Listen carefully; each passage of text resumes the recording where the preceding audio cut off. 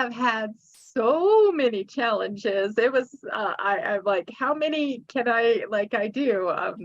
But I think I'm gonna pick the one that's coming to my heart, because I feel like it's the most, it it just really shows how God takes care of me, and so I had this job in a medical office, and it was a very good job. It paid really good money. It gave me excellent benefits.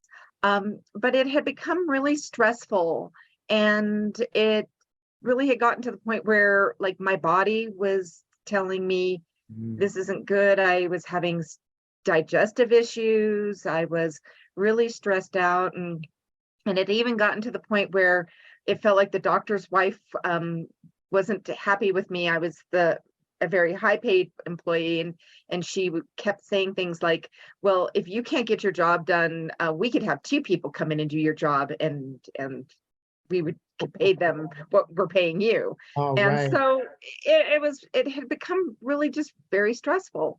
And they pulled me into the office one day to kind of talk to me because I wasn't doing good enough. And I just sat there going, like, what more? I've tried, I prayed that I could make them happy. I could, do something to make them happy. And Yeah. I just sat there, and I was like, dear God, in my brain, saying, help me. I don't know what to do next.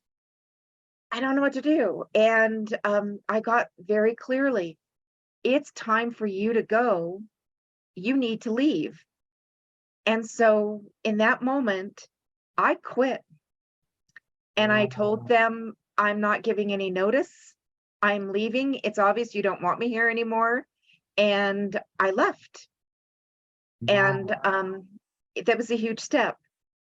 What happened after that was, within a couple of weeks, my mother paid for me to have some extra massage classes so I could get my Nevada license. I already had my California license. I had the chiropractor I work with now came up to me and said, hey, I hear you're a free agent. Would you like to come work at my office part-time? I'll let you use the room if you do stuff in the office for me.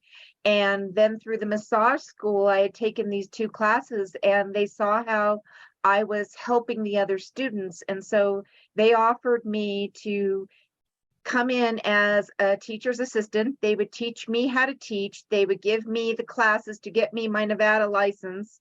And that was within 3 weeks of me doing what God said, which was leave this job.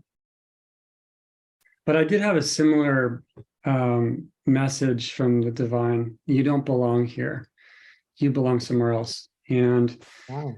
I can relate to Juliette's, both her stories. And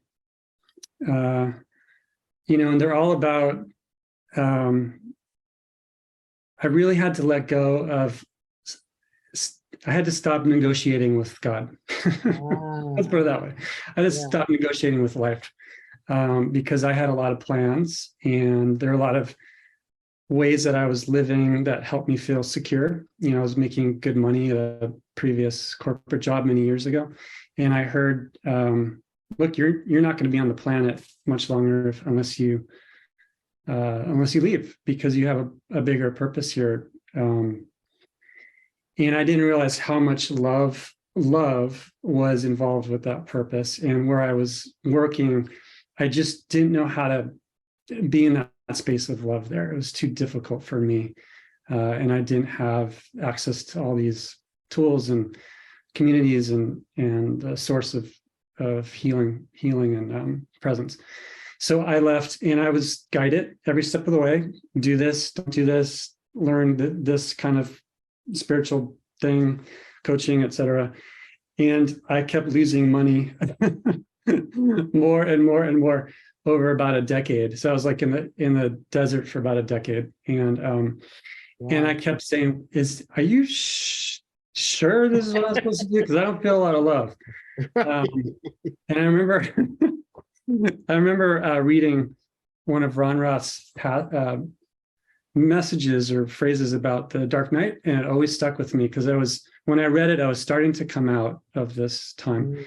He said something about in the dark night, you get rid of everything good, or God gets rid of everything good in your life so that he can give you something much better. And I said, oh, I'm not crazy.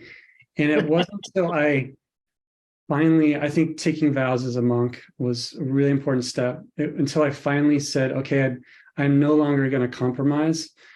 If I have to let go of friendships, relationships, creations, identities, money, it doesn't matter. I am willing to not suffer without God in my heart is too much suffering. So, and from that moment, a lot of things blew up in my life over a course of 5 years. But I learned the difference between true surrender and fake surrender. And when I was lying to myself, and when I was really feeling a movement of spirit, like a God just moving me in a direction. And that was the greatest gift for me. It squashed my ambition. I don't feel like I have much ambition anymore, but I do feel like I have a strong desire to have God just lead the way, and everything shifted from there.